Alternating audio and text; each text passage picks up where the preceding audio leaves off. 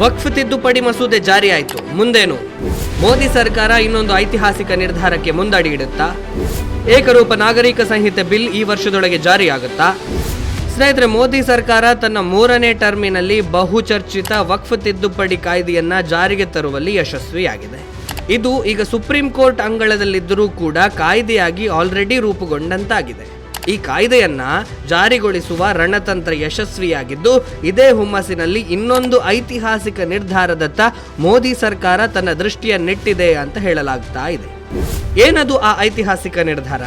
ಮೋದಿ ಸರ್ಕಾರ ವಕ್ಫ್ ತಿದ್ದುಪಡಿ ಮಸೂದೆಯನ್ನ ಜಾರಿಗೊಳಿಸಲು ಯಶಸ್ವಿಯಾದ ಬಳಿಕ ತನ್ನ ಆದ್ಯತಾ ಪಟ್ಟಿಯಲ್ಲಿರುವ ಇನ್ನೊಂದು ಕಾನೂನಿನ ಜಾರಿಯತ್ತ ಚಿತ್ತವನ್ನ ನೆಟ್ಟಿದೆ.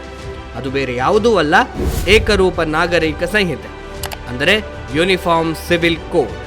ಮೋದಿ ಸರ್ಕಾರವು ಎಲ್ಲರಿಗೂ ಸಮಾನ ಕಾನೂನು, ಎಲ್ಲರಿಗೂ ಸಮಾನ ನ್ಯಾಯ ಎಂಬ ದೃಷ್ಟಿಯಲ್ಲಿ ಏಕರೂಪ ನಾಗರಿಕ ಸಂಹಿತೆಯನ್ನ ಈ ವರ್ಷಾಂತ್ಯದಲ್ಲಿಯೇ ಮಂಡಿಸಿ ಜಾರಿಗೊಳಿಸುವ ಬಗ್ಗೆ ಚಿಂತನೆಯನ್ನ ನಡೆಸ್ತಾ ಇದೆ.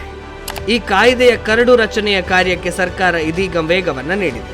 ಈಗಾಗಲೇ ಉತ್ತರಾಖಂಡ ರಾಜ್ಯದಲ್ಲಿ ಇದು ಜಾರಿಯಲ್ಲಿದ್ದು, ಕರ್ನಾಟಕ ಹೈಕೋರ್ಟ್ ಕೂಡ ಇತ್ತೀಚೆಗೆ ಏಕರೂಪ ನಾಗರಿಕ ಸಂಹಿತೆ ದೇಶದಾದ್ಯಂತ ಜಾರಿಯಾಗಬೇಕು ಅಂತ ಹೇಳಿ ಅಭಿಪ್ರಾಯವನ್ನ ಪಟ್ಟಿತ್ತು.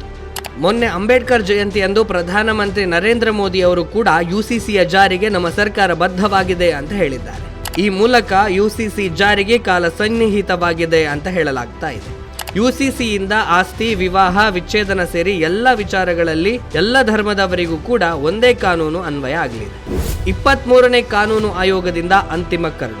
ವರ್ಷಗಳ ಹಿಂದೆ ನಿವೃತ್ತ ನ್ಯಾಯಾಧೀಶ ರಿತುರಾಜ್ ಅವಸ್ಥಿ ನೇತೃತ್ವದ 22ನೇ ಕಾನೂನು ಆಯೋಗವು ಯುಸಿಸಿಯ ಕರಡನ್ನು ಸಿದ್ಧಪಡಿಸಿ ಸಾರ್ವಜನಿಕರ ಅಭಿಪ್ರಾಯವನ್ನು ಕೂಡ ಕೇಳಿತು. ಆದರೆ ಆ ಆಯೋಗದ ಅಧಿಕಾರಾವಧಿ ಅಂತ್ಯಗೊಂಡಿದ್ದರಿಂದ ಯುಸಿಸಿಯ ಅಂತಿಮ ಕರಡು ಸಿದ್ಧಗೊಂಡಿಲ್ಲ. ಕಳೆದ ವರ್ಷದ ಸೆಪ್ಟೆಂಬರ್ನಲ್ಲಿ 23ನೇ ಕಾನೂನು ಆಯೋಗವನ್ನು ರಚಿಸಲಾಗಿದ್ದು, ಇದೀಗ ಹೊಸ ಅಧ್ಯಕ್ಷರು ಮತ್ತು ಸದಸ್ಯರನ್ನ ನೇಮಕ ಮಾಡಲಾಗ್ತಾ ಇದೆ. ಮೂಲಗಳ ಪ್ರಕಾರ 2023ರಲ್ಲಿ ಸುಪ್ರೀಂ ಕೋರ್ಟ್ನಿಂದ ನಿವೃತ್ತಿಗೊಂಡ ನ್ಯಾಯಮೂರ್ತಿ ದಿನೇಶ್ ಮಹೇಶ್ವರಿ ಅವರನ್ನ 23ನೇ ಕಾನೂನು ಆಯೋಗದ ಅಧ್ಯಕ್ಷರನ್ನಾಗಿ ನೇಮಿಸುವ ಸಾಧ್ಯತೆ ಇದೆ ಅಂತ ಹೇಳಲಾಗ್ತಾ ಇದೆ. ಈ 23ನೇ ಕಾನೂನು ಆಯೋಗ ಯುಸಿಸಿಯ ಅಂತಿಮ ಕರಡನ್ನು ಸಿದ್ಧಪಡಿಸಿ ಸರ್ಕಾರದ ಮುಂದೆ ಮಂಡಿಸಲಿದೆ. ಸರ್ಕಾರ ಈ ಬಗ್ಗೆ ಚರ್ಚಿಸಿ ಅಂತಿಮ ನಿರ್ಧಾರವನ್ನು ಕೈಗೊಳ್ಳುತ್ತೆ. ಉತ್ತರಾಖಂಡ್ ಬಳಿಕ ಗುಜರಾತ್, ಅಸ್ಸಾಂ ರಾಜ್ಯಗಳಲ್ಲೂ ಕೂಡ ಯುಸಿಸಿ ಶೀಘ್ರದಲ್ಲೇ ಜಾರಿಯಾಗುವಂತಹ ಸಾಧ್ಯತೆ ಇದೆಯಾ? ಉತ್ತರಾಖಂಡದಲ್ಲಿ ಈಗಾಗಲೇ ಯುಸಿಸಿ ಜಾರಿಯಲ್ಲಿದೆ. ಇಲ್ಲಿ ಯುಸಿಸಿ ಜಾರಿಯೊಂದಿಗೆ ಹಲಾಲ್, ಬಹುಪತಿತ್ವ ಮತ್ತು ತ್ರಿವಳಿ ತಲಾಖ್ ಸಂಪೂರ್ಣವಾಗಿ ನಿಷೇಧ ಮಾಡಲಾಗಿದೆ. ಬುಡಕಟ್ಟು ಜನಾಂಗಗಳನ್ನು ಯುಸಿಸಿಯಿಂದ ಹೊರಗಿರಿಸಲಾಗಿದೆ. ಉತ್ತರಾಖಂಡ ರಾಜ್ಯಕ್ಕಿಂತ ಮೊದಲೇ ಗೋವಾದಲ್ಲಿ ಯುಸಿಸಿ ಅಸ್ತಿತ್ವದಲ್ಲಿತ್ತು. ಆದರೆ ಪೋರ್ಚುಗೀಸ್ ಸಿವಿಲ್ ಕೋಡ್ ಅಡಿಯಲ್ಲಿ ಗೋವಾದಲ್ಲಿ ಯುಸಿಸಿ ಜಾರಿಯಲ್ಲಿದೆ. ಇದೀಗ ಗುಜರಾತ್ ಮತ್ತು ಅಸ್ಸಾಂ ರಾಜ್ಯಗಳು ಕೂಡ ಯುಸಿಸಿ ಜಾರಿ ಮಾಡುವ ಕೆಲಸಕ್ಕೆ ವೇಗವನ್ನು ನೀಡುತ್ತಾ ಇದೆ. ಸುದ್ದಿ ಮೂಲಗಳ ಪ್ರಕಾರ ಈ ವರ್ಷಾಂತ್ಯದ ಒಳಗೆ ಕೇಂದ್ರ ಸರ್ಕಾರವು ಏಕರೂಪ ನಾಗರಿಕ ಸಂಹಿತೆಯನ್ನ ಜಾರಿಗೆ ತರುವಂತಹ ಯೋಜನೆಯನ್ನು ಹಾಕಿಕೊಂಡಿದ್ದು, ಎಲ್ಲವೂ ಸುಸೂತ್ರವಾಗಿ ನಡೆದರೆ 2025ರ ಅಂತ್ಯದ ವೇಳೆಗೆ ದೇಶದಾದ್ಯಂತ ಯುಸಿಸಿ ಜಾರಿಯಾಗಲಿದೆ.